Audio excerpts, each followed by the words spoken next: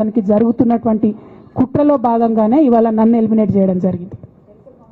నేను ఇవాళ ఓపెన్గా అడుగుతా ఉన్నాను, హరీష్ రావు గారికి నేను సూటి ప్రశ్న వేస్తున్నా, ఈ రాష్ట్ర ముఖ్యమంత్రి రేవంత్ రెడ్డి గారికి కూడా నేను సూటి ప్రశ్న వేస్తున్నా. నా మీద కుట్రలు ఎప్పటి నుండి ప్రారంభమైనాయి? ఎప్పుడైతే హరీష్ రావు గారు రేవంత్ రెడ్డి గారు ఒకే ఫ్లైట్లో హైదరాబాద్ నుండి ఢిల్లీకో, ఢిల్లీ నుండి హైదరాబాద్లో ఒకే ఫ్లైట్లో వాళ్ళిద్దరు ప్రయాణం చేసి వచ్చినప్పుడు హరీష్ రావు గారు రేవంత్ రెడ్డి గారు కాలు పట్టుకొని సరెండర్ అయినాక ఈ కుట్రలు స్టార్ట్ అయినాయి, నా మీద ఈ స్టోరీలు స్టార్ట్ అయినాయి, మా కుటుంబాన్ని విడగొట్టాలనేటటువంటి కుట్ర స్టార్ట్ అయింది. నేను ఛాలెంజ్ చేస్తా ఉన్నా, రేవంత్ రెడ్డి గారు మీరు చెప్పండి, ఆ ప్రయాణం జరిగిందా జరగలేదా? హరీష్ రావు గారు మీరు చెప్పండి, ఒకే ఫ్లైట్లో మీరు రేవంత్ రెడ్డి గారితో కలిసి వచ్చిండ్రా రాలేదా? ఆ తర్వాత నుండే నా మీద ఈ కుట్రలు జరుగుతున్నాయా లేదా? సరెండర్ అయింది మీరు. ప్రతి ఒక్క విషయంలో దాదాపు ఒక 7-8 ఇష్యూస్ ఉన్నాయి, ఇన్సిడెంట్స్ ఉన్నాయండి. అఫీషియల్ పిఆర్ఓ ట్వీట్ చేస్తాడు, Congress party official PRO tweet చేస్తాడు, ముఖ్యమంత్రి గారు పిఆర్ఓ, ఈ పాల వ్యాపారంలో అవినీతి జరిగిందని. తెల్లారి 2-3 పేపర్లలో వస్తుంది, 3వ రోజుకి మాయమైపోతుంది. అదే కేటీఆర్ గారినేమో 3 సార్లు విచారణ పేరుతో పిలిచి వేధిస్తారు.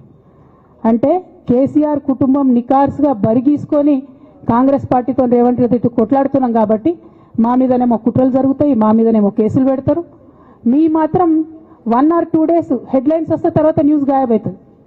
ఎన్ని జరగలే చెప్పండి హరీష్ రావు గారి విషయంలో? ఫస్ట్ పాల వ్యాపారం మీద ఏమొచ్చినాయి ఆరోపణలు? ఆనాడు బీఆర్ఎస్ పార్టీ గవర్నమెంట్లో SC ST BC హాస్టళ్లకు Harish Rao గారి పాల వ్యాపారం నుంచి పాలు సప్లై చేసిరనే ఆరోపణలు అయోధ్య రెడ్డి గారు ట్వీట్ చేసిరు. గతం 2 రోజులు పోయింది ఆరోపణ. ఎందుకు? సరెండర్. నెక్స్ట్ ఒక అభియోగం చేసిరు ముఖ్యమంత్రి గారు, రంగనాయక్ సాగర్ దగ్గర ఆయన ఫామ్ హౌస్ ఉంది, అది ప్రభుత్వ భూమి, కబ్జా చేసిండని. 1 day headline, 3rd day news గాయబ్. No case, nothing. కేటీఆర్ పరిస్థితి ఏంటి? ఎన్ని కేసులు పెట్టిరు కేటీఆర్ అన్న మీద? ఎన్నిసార్లు పిలిచిండు విచారణకు? ఇవన్నీ పక్కన పెడదాం, నిన్నటి లేటెస్ట్ ఇష్యూ మాట్లాడదాం. కాళేశ్వరం కానీ ఇంకోటి కానీ ఏ ప్రభుత్వంలో అయినా పొలిటికల్ పాలసీ చేసేవాళ్ళు, విధానపరమైన నిర్ణయాలు తీసుకునే వాళ్ళు ముఖ్యమంత్రులు ఉంటారు. కింద ఉన్నటువంటి మంత్రులు దాన్ని ఎగ్జిక్యూట్ చేయాలి. కేసీఆర్ గారు ఒక పాలసీ డెసిషన్ తీసుకున్నారు, నేను కాళేశ్వరం ప్రాజెక్టు కడతా, దానికి ఇన్ని డబ్బులు ఇస్తా అని. ఆనాడు మంత్రి ఎవరు? ఎగ్జిక్యూషన్ చేయాల్సింది ఎవరు? 2014 నుంచి 2018 వరకు తుమ్మిడిహెట్టి దగ్గర నుంచి మేడిగడ్డకు స్థలం మార్చినప్పుడు మంత్రి ఎవరు? ప్రాజెక్టులు డిసైడ్ చేసినప్పుడు మంత్రి ఎవరు? అన్ని మీటింగ్లు, టెక్నికల్ ఇష్యూస్ చూసుకోవాల్సింది ఎవరు?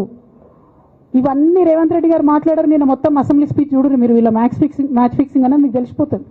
ఏం మాట్లాడరు ఆయన. ఎంతసేపు కేసీఆర్ కాళేశ్వరం కట్టిండు, కేసీఆర్ కుటుంబం 1,00,000 కోట్లు తిన్నది. అరే 2007 నుంచి ఇప్పటివరకు కాళేశ్వరం 1,00,000 కోట్లు కూడా ఖర్చు కాలే. 1,00,000 కోట్లు ఖర్చు కాని ప్రాజెక్టులో 40 లక్షల ఎకరాలకు నీళ్ళీయంగా కూడా 1,00,000 కోట్ల అవినీతి అయింది అంటారు రేవంత్ రెడ్డి గారు.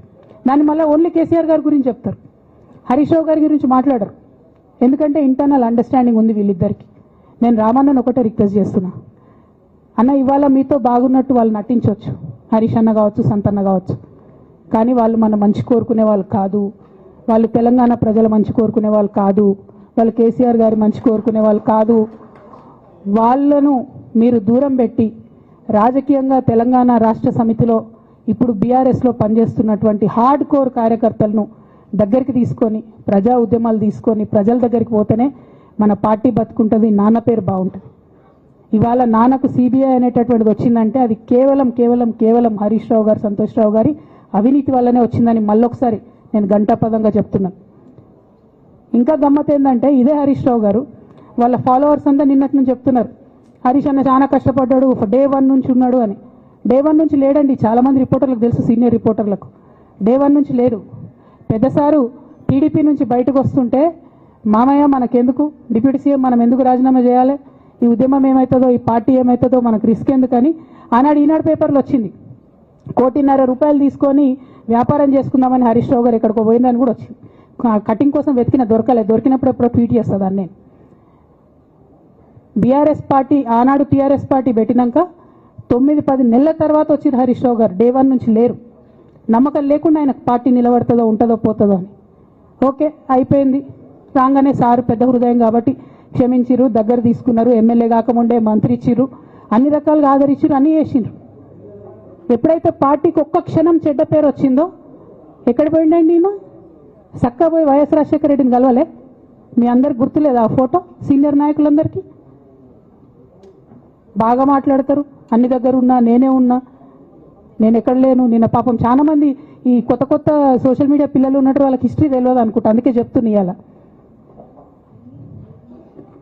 అదేవిధంగా నేను పెద్ద ట్రబుల్ షూటర్ అంటారు. ట్రబుల్ షూటర్ కాదు, ఈజ్ అ బబుల్ షూటర్.